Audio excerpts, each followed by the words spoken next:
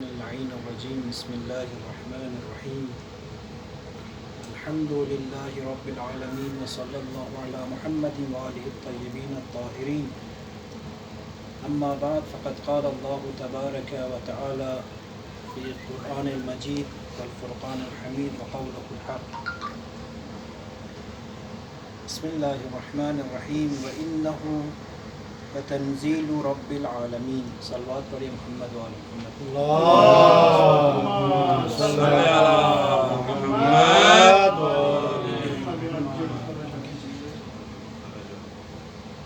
یہاں پہ آج کے درس میں کہ بعض یونیورسٹی کے لڑکوں سے یہ فضائے مجازی میں بات ہوئی تو کچھ شبہات ان کے ذہنوں میں ہیں، تو 2-3 سوال بنا کے آج آپ لوگوں کے سامنے پیش کرنا چاہتا ہوں کہ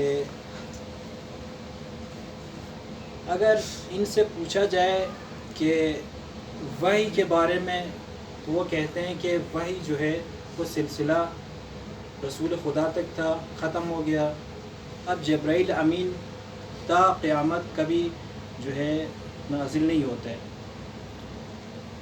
اور وہ یہ کہتے ہیں کہ آئیں گے جبرائیل اس دن، سمجھے بس آخری دن ہے، قیامت ہے، یہ ان کے ذہن میں وہ چیزیں ہیں۔ اور ورقۃ ابن نوفل کے بارے میں جو چیزیں ہیں، بارے میں جو کہانیاں ہیں جو بنائی گئی ہیں دوسرے کتابوں کے ذریعے سے، اگرچہ اسرائیلیات کہیں، وہ بھی ان کے ذہنوں میں موجود ہیں۔ اس لیے سوال جواب کی شکل میں پیش کرنا چاہتا ہوں۔ پہلے ہم یہ سمجھیں کہ وحی کیا چیز ہے، لغت میں وحی کسے کہتے ہیں، اور علماء اصطلاحی میں علماء کیا فرماتے ہیں وحی کے بارے میں۔ لغت میں چھپی ہوئی بات کو وحی کہا جاتا ہے، اور تنہائی میں کچھ اعلان ہونا اس کو وحی کہتے ہیں، لغت کی بات کر رہا ہوں ابھی، یا بہت تیزی کے ساتھ اور بہت سرعت کے ساتھ ایک کلام یا لکھا ہوا ہو، یا اشارہ ہو، یا آواز ہو، الہام ہو، ایک شخص کی طرف منتقل ہونا تو دوسرے کو پتہ نہ چلے، اس کو بھی لغت میں وحی کہتے ہیں۔ اصطلاحی معنی میں علماء نے جو بیان کیے وہ مختلف ہیں، میں نے صرف 2-3 یہاں پہ جمع کیے۔ ان میں سے ایک یہ ہے کہ ایک رابطہ معنوی جو پیغمبروں کو آسمان سے لے کر، یعنی یہ جو پیغام خدا کی جانب سے پیغمبر کے اوپر نازل ہو، وہ حاصل ہونے والی چیز جو غیب کے ساتھ ہو، اور وہ اتصال پیغمبر کا اس خداوند عالم کے ساتھ ہو، کسی کو پتہ نہ چلے، اس کو وحی کہا جاتا ہے۔ اب پہلے قرآن کی طرف آتے ہیں کہ قرآن نے بہت جگہوں پر اس وحی کے بارے میں یہ ارشاد ہوا ہے خداوند عالم کا۔ ایک سورہ شعراء آیت نمبر 192 سے لے کر 195 تک خداوند عالم نے ایک جمع کیا اس وحی کے بارے میں۔ خداوند عالم ارشاد فرماتا ہے وَإِنَّهُ لَتَنزِيلُ رَبِّ الْعَالَمِينَ، اس کتاب کو یا اس وحی کو خداوند عالم نازل فرماتا ہے۔ بعض کہتے ہیں کہ جو شبہات اٹھاتے ہیں کہ کہتے ہیں کہ رسول خدا صلی اللہ علیہ وآلہ وسلم یہودیوں کے پاس، نصرانیوں کے پاس جا کر علم حاصل کرتے تھے، پھر اس کے بعد وہ لکھتے تھے، جو کہ اسرائیلیات کی کتابوں میں بہت پائے جاتے ہیں۔ یہ خداوند عالم ارشاد فرماتے ہیں کہ یہ نازل کرنے والا رب العالمین ہے، کوئی رسول کسی شخص کے پاس نہیں گیا علم حاصل کرنے، جو کہ دوسری جگہوں پر امی وغیرہ کا بھی جو لفظ آیا ہے۔ دوسرے آیت میں ارشاد فرماتا ہے نزل بہ الروح الامین، یہ خداوند عالم نے نازل کی، لے کر کون آیا؟ لوح محفوظ کو دیکھ کر جبرائیل امین لے کر نازل ہوتے ہیں۔ روح الامین، جبرائیل امین فرشتہ جو ہے، یہ فرشتہ لے کر کہاں سے نازل ہوتا ہے، کہاں تک لے کر آتا ہے؟ کسی پہاڑ پر رکھتا ہے، رسول اٹھاتے ہیں، یا کسی جگہ پر رکھتے ہیں، کیا کس طرح؟ علی قلبک، رسول کے قلب پر نازل ہوتی ہے یہ آیتیں۔ کیوں نازل ہوتی ہے؟ من المنذرین، تاکہ رسول ڈرائیں اپنی امت کو. رسول بشیر بھی ہے نذیر بھی ہے، کبھی بشارت دیتے ہیں کبھی ڈراتے ہیں. قلب پیغمبر پہ نازل ہوتا ہے. اب یہ کس زبان پہ نازل ہوتا ہے؟ عبری زبان میں یا دوسرے زبانوں میں؟ خداوند عالم فرماتا ہے کہ بلسان عربی مبین، عربی زبان میں اور آشکار. یہ ایسا نہیں ہے کہ رسول کو کچھ اور بتایا جاتا ہو، رسول اس کو ترجمہ کر کے آسان کر کے پیش کرتا ہو. نہیں، خدا کی جانب سے جب نازل ہو تو اسی طرح رسول ارشاد فرماتے ہیں. ایک بات یہ ہے یہاں پہ سمجھنے والی، رسول خدا صلی اللہ علیہ وآلہ وسلم نے کئی جگہوں پر دیکھیں قرآن میں قل کا لفظ استعمال کیا ہے. اگر یہ قل رسول استعمال نہ بھی کرتے کوئی ضرر نہیں تھا. یعنی کہ رسول اللہ کے امین، دیکھیں رسول اللہ کتنے امین تھے.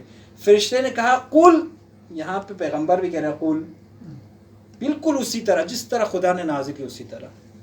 یہ اس 4 آیتوں میں خداوند عالم نے 5 پیغامات دیے ہیں. اب وحی کے بارے میں، رسول کے بارے میں جو قرآن نے دوسری جگہ میں ارشاد فرمائی ہے وما ينطق عن الهوى ان هو الا وحی یوحی. اب میں آہستہ آہستہ آپ کے ذہن کو منتقل کر رہا ہوں دوسری جانب، سوالوں کی طرف. خداوند عالم ارشاد فرماتا ہے میرا رسول بات ہی نہیں کرتا، وما ينطق عن الهوى، اپنے نفس کے مطابق بات ہی نہیں کرتا. ان ہوا الا وحی یوحی، جب بھی وہ نطق فرماتے ہیں، جب بھی وہ کلام فرماتے ہیں، بات کرتے ہیں، خدا کی وحی ہوتی ہے. اب وحی کے کتنے اقسام ہیں؟ اقسام وحی کی طرف آتے ہیں. پہلے اشکال یہ کہ اگر آپ پوچھیں جو یونیورسٹی کے اسلامیات پڑھنے والے آپ طالب علموں سے پوچھیں، وہ کہتے ہیں وحی کے ایک ہی اقسام ہے، بس وہ فرشتہ لے کے نازل ہوتا ہے، بس اور کوئی اقسام نہیں ہے. اب نہیں معلوم، لوگ جان بوجھ کر ہمارے شیعہ یونیورسٹی کے لڑکوں کے اندر یہ جان بوجھ کے ڈالتے ہیں، اور قرآن جو کچھ اور کہہ رہا ہے وہ لوگ بیان کچھ اور کرتے ہیں. ان کے ذہنوں میں یہی چیز ہے. صلوات پڑھیں محمد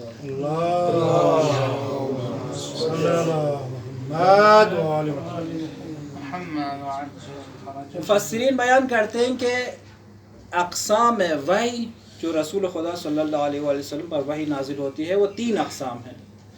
خود پہلے ہم قرآن مجید کی طرف آتے ہیں. خدا ارشاد فرماتا ہے سورہ شورا میں آیت نمبر 51 وَمَا كَانَ لِبَشَرٍ أَن يُكَلِّمَهُ اللَّهُ إِلَّا وَحْيًا. وحی ہوتی ہے رسول پر، یعنی کہ یہ وحی مستقیم جسے کہا جاتا ہے. یہ وحی مستقیم رسول خدا صلی اللہ علیہ وآلہ وسلم پر بہت وزنی وحی یہ ہے جو کہ روایتوں میں موجود ہے. رسول جب اونٹنی پہ سوار تھے، وہ یہ وحی مستقیم جب خدا اور رسول کے درمیان کوئی چیز نہیں مستقیم نازل ہو تو اونٹنی کے پاؤں کپکپانے شروع ہو جاتے تھے. یا اگر وہ گھوڑے پر سوار ہو تو اس کے جو گھوڑے کا جو پیٹ ہے وہ زمین کے نزدیک ہو جاتا، اتنا وزن آنا شروع ہو جاتا. لیکن یہاں پہ میں حیران ہوں قلب رسول اللہ پر، جو پہلے میں نے آیت بیان کی، قلب رسول اللہ کتنا وسیع قلب تھا. ایک گھوڑا برداشت نہیں کر رہا. لیکن دوسری آیت میں دیکھیں، اگر یہ آیتیں، یہ قرآن جبل پہ نازل ہوتی، پہاڑ پر، وہ ریزہ ریزہ ہو جاتا. لیکن قلب پیغمبر کتنا وسیع تھا، جو کہ دوسری روایت میں ملتا ہے کہ سردیوں میں جب یہ وحی مستقیم رسول خدا پر نازل ہو، رسول کے پسینہ چھوٹنا شروع ہو جاتا ہے سردیوں میں. یعنی کتنا رسول خدا برداشت کرتے تھے. پھر دوسری جگہ میں ارشاد فرماتے ہیں، اسی آیت میں بیان کرتے ہیں من وراء حجاب، ایک مستقیم، دوسرا وراء حجاب، جو حضرت موسیٰ کے لیے اکثر، یعنی کہ حضرت موسیٰ تشریف لے آتے تھے، درخت کے پیچھے سے آواز آتی تھی. اسی طرح رسول خدا کے ساتھ کسی بھی طریقے سے آواز آنا کسی چیز کے پیچھے سے، اس کو حجاب کہا جاتا ہے، وراء حجاب، حجاب کے پیچھے. تیسری اقسام وہ یہ ہے کہ او یرسل رسولا فیوحی باذن ما یشاء اللہ، ما یشاء. اب خدا جس کو چاہے اس رسول کے ذریعے سے، یعنی جبرائیل کے ذریعے سے، فرشتے کے ذریعے سے نازل کرتا. جو کہ دہیے قلبی کے بارے میں کہا جاتا ہے کہ جب جبرائیل امین اکثر نازل ہوتے تھے تو دہیہ کلبی جو مدینے میں ایک خوبصورت شخص تھا جس کے بارے میں کہا جاتا تھا کہ رسول خدا اس کے شکل میں دہیہ کلبی کے شکل میں نازل ہوتے. ایک روز رسول خدا تشریف فرما تھے مسجد میں, تمام اصحاب بیٹھے ہوئے تھے, دہیہ کلبی نازل مسجد میں سلام کر کے اندر آتا ہے, رسول خدا سے سرگوشی کرنا شروع کرتا ہے. لوگ حیران ہو جاتے ہیں, یہ ادب کے خلاف ہے. ایک نوجوان شخص پیچھے بیٹھنے کے بجائے آ کے ڈائریکٹ رسول خدا کے پاس, وہ بڑے بڑے صحابی بیٹھے ہوئے, اور وہ آ کے سرگوشی بھی کرے, اور وہ چلا گیا ہے. سب حیران ہیں. رسول نے فرمایا اس کو کسی نے پہچانا؟ سب نے کہا دہیہ کلبی. سب کون نہیں پہچانتا اس خوبصورت لڑکے کو؟ رسول نے فرمایا یہ دہیہ کلبی نہیں تھا, دہیہ کلبی آیا ہی نہیں ہے, یہ جبرائیل تھا جو اس کے شکل میں وحی لے کر نازل تھا. تو یہاں پہ پہلے سوال کا جواب مل گیا. وہ یہ ہے کہ اقسام وحی 3 قسمیں, ایک تو مستقیم, ورائے حجاب, یا فرشتے کے ذریعے سے. صلوات پڑھیں محمد و محمد.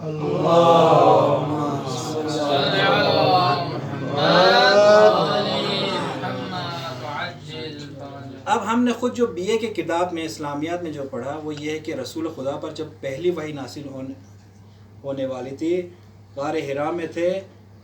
سنیوں کی کتابوں سے جو ہمیں پڑھایا جاتا ہے وہ یہ ہے کہ جبرائیل نازل ہوتے ہیں اور وہ جو ہے عمل جراحی کرتے ہیں اس کے ساتھ. پتہ نہیں کیا کیا لکھتے ہیں, ان کے سینے کو چاک کرتے ہیں, دل باہر نکالتے ہیں, دل کو بھی چاک کرتے ہیں, پتہ نہیں کس پانی سے زمزم ہے کیا ہے اس سے دھویا جاتا ہے, پھر اس کو پیوند لگاتے ہیں, پھر اس سینے, پھر رسول خدا محسوس کرتے ہیں. اور لمبی چوڑی کہانیاں جو اسرائیلیات کے بارے میں بھی, شاید اسرائیلیوں سے بھی بڑھ کر جو بات کی انہوں نے. اب یہی چیز لڑکوں کے ذہن میں, بچوں کے ذہن میں ڈالا گیا ہے کہ داستان ہے ورقۃ ابن نوفل کے بارے میں. رسول خدا غار میں موجود تھے, غار حرا میں تنہا تھے, رات کی تاریکی تھی. اب آواز آنے شروع ہو گئی, رسول خدا گھبرانے شروع ہو گئے, یہ کہاں سے آواز آ رہی ہے؟ آگے دیکھا, پیچھے دیکھا, غار سے باہر آ کر دیکھا کوئی بھی نہیں ہے, لیکن آواز آ رہی ہے, کوئی کلام کر رہے ہیں اس کے ساتھ. اب رسول خدا پسینہ چھوٹتے ہوئے وہاں سے بھاگے. یہ سنیوں کی کتاب میں, گھبرا کر بھاگتے ہوئے گھر تشریف لائے. زور زور سے دروازہ کھٹکھٹانے لگے. حضرت خدیجہ نے دروازہ کھولا, دیکھا کہ رسول کی طبیعت کچھ خراب لگ رہی. حضرت خدیجہ نے پوچھا کیا ہوا ہے؟ کہا کہ مجھے آواز آ رہی ہے, میں دیوانہ ہونے والا ہوں. یہ لفظ موجود ہے, میں عنقریب دیوانہ ہونے والا ہوں.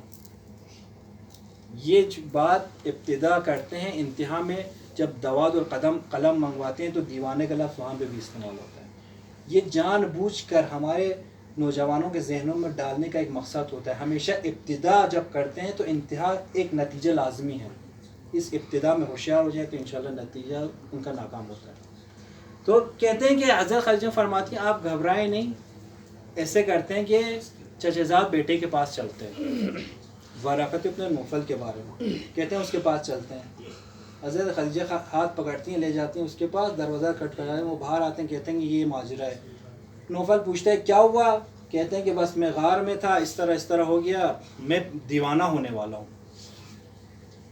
اب یہ شخص پڑھا لکھا تھا, نوفل پڑھا لکھا شخص تھا. اس نے اپنے علم کے مطابق بیان کرنا شروع کیا. آپ کو مبارک ہو, آپ نبی بن گئے, آپ رسول بن گئے.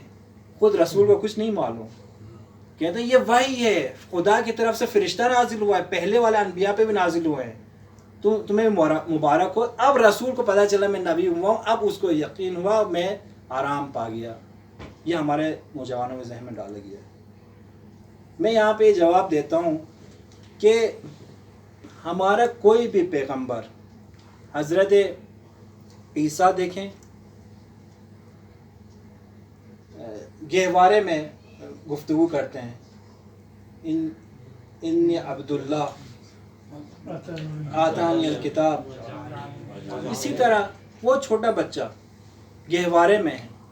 اسی طرح انبیاء جب ائمہ معصومین کی طرف آئیں گے, حضرت علی علیہ السلام کے آپ معجزات کو دیکھیں, امام حسن کے معجزات کو دیکھیں, امام حسین کے معجزات کو دیکھیں. یعنی کہ کہنے کا مقصد یہ ہے یہ ارحام المطہرہ سے آئے ہیں. یہ ان کا چھوٹا ہونا, بڑا ہونا, جوان ہونا, بوڑھا ہونا, سب ایک جیسے. 60 سال کا اگر ہو 6 مہینے کا بھی ہو اسی طرح وہ علم رکھتے ہیں، اگرچہ وہ زمان کے لحاظ سے وہ چلتے ہیں۔ پیدا ہونے والے دن سے لے کر انتہا تک علم ان کے پاس ہے۔ یہ معصوم پیدا ہوتے ہیں، معصوم اس دنیا سے جاتے ہیں۔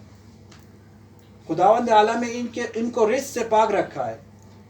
جس نبی کے بارے میں حضرت علی فرماتے ہیں کہ میں ان کے غلاموں میں سے ایک غلام ہوں، علم کے سطح پہ اتنا بلند ہے نبی اکرم، اور اس کو پتہ نہیں کہ وحی نازل ہوئی ہے۔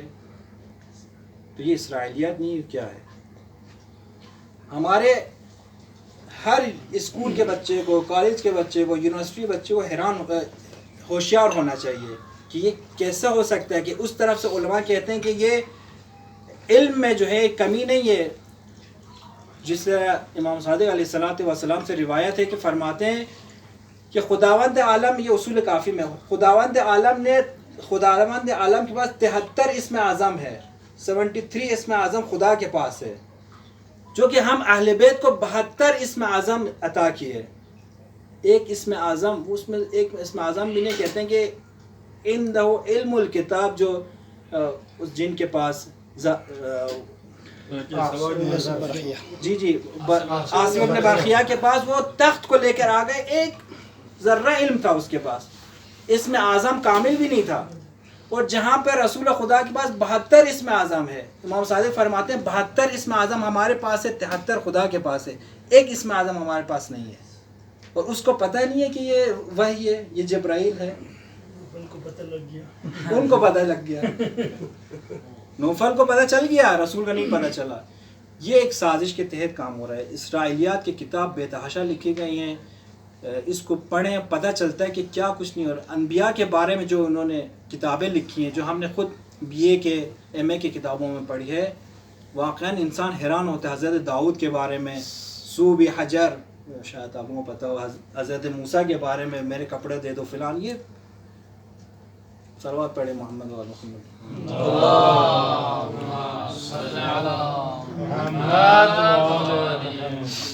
ابھی اس تفصیل میں جانا نہیں چاہتا، دل بھی دکھتا ہے واقعا۔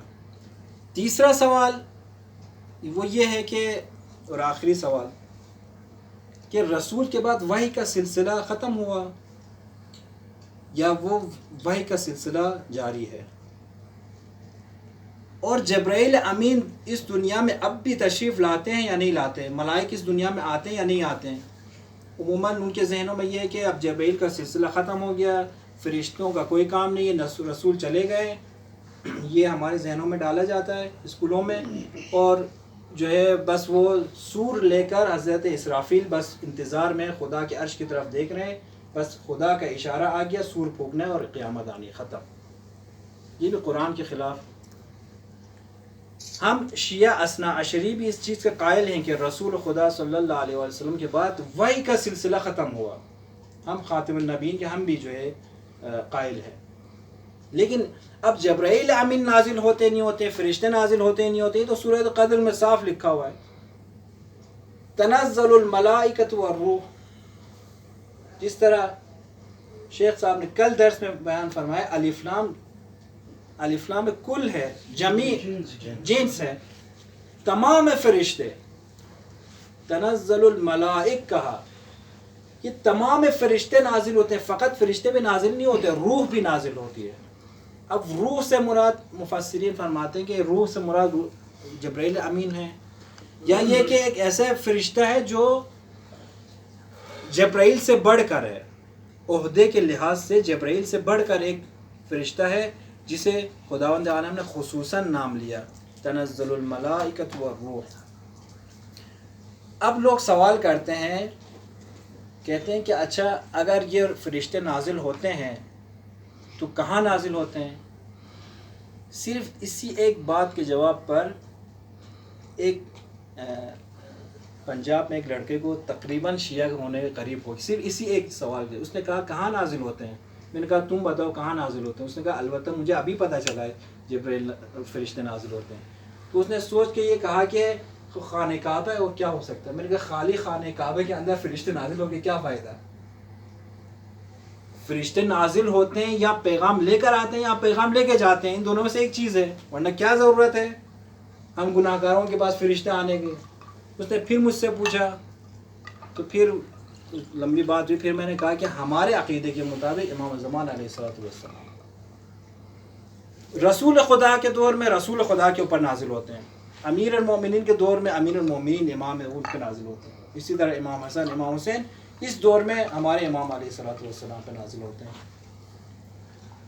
تو یہ چیزیں ہیں، یہ 3 سوالات تھے، جو ایک تو یہ کہ وحی کے کتنے اقسام ہیں، 3 اقسام تھے، دوسرا یہ کہ داستان ورقۃ بن نوفل بالکل اسرائیلیات ہے، اس سے ہمارا کوئی تعلق نہیں ہے، تیسری چیز یہ کہ فرشتوں کا اب بھی نازل ہونا ثابت ہے، تنزل الملائکۃ والروح، اور اس کے بعد جو ہے وہ کس پر نازل ہوتے ہیں؟ امام زمان علیہ السلام پر نازل ہوتے ہیں، اور وہ امام زمان علیہ السلام پر نازل ہو کر وہ خاص پیغامات لے کر خدا کی جانب دوبارہ چلے جاتے ہیں۔ اور دوسری چیز جو فرشتوں کا نازل ہونا، رسول خدا صلی اللہ علیہ وآلہ وسلم کے بعد حضرت زہرا سلام اللہ علیہا اداس رہنے لگی، اداس جب رہنے لگی تو خداوند عالم نے جبرائیل امین کو بھیجنا شروع کر دیا، جس کے بارے میں امیر المومنین فرماتے ہیں کہ جبرائیل زہرا کے پاس نازل ہوتے اور صبح قیامت تک کے حالات بیان کرنا شروع کرتے تھے، اور میں لکھتا تھا، اسی لیے حضرت زہرا کو محدثہ کہا جاتا ہے، اور صحیفہ فاطمیہ بھی اسی طرح جمع ہوتے ہوتے ان کے پاس جمع ہوتا رہا، کیونکہ انشاءاللہ امام زمان علیہ السلام کے بعد وہ لے کر آئیں گے۔ امام صادق سے ایک روایت امام سے فرماتے ہیں کہ مولا یہ آنے والے حالات آپ کیسے بتاتے ہیں؟ تو وہ فرماتے ہیں کہ ہم صحیفہ فاطمیہ کے، اپنی دادی کے جو صحیفہ اس سے مطابق، تو کہتے ہیں کہ اس نے سوال کیا، کہا کہ کیا وہ قرآن نہیں ہے؟ انہوں نے فرمایا ایک آیہ بھی اس کے اندر شامل نہیں ہے، وہ الگ چیز ہے، قرآن میں جو خدا نے بیان کرنا تھا وہ بیان کر دیا، وہ باقی جو ہے فرشتے نے، جبرائیل امین نے وہ واقعات بیان کر دیے ہیں۔ بس اسی بات پہ اکتفا کرتا ہوں، دعا کرتے ہیں خداوند عالم بحق محمد و آل محمد ہمیں قرآن کے ساتھ محشور فرمائے، قرآن پڑھنے، سمجھنے، اس پر عمل کرنے کی توفیق عنایت فرمائے۔ اللہم عجل لولیک الفرج والعافیت والناصر واجعلنا من خیر اعوانہ وانصارہ والمستشہدین بین یدیک برحمتک یا ارحم الراحمین۔ صلوات پڑھی محمد و آل محمد۔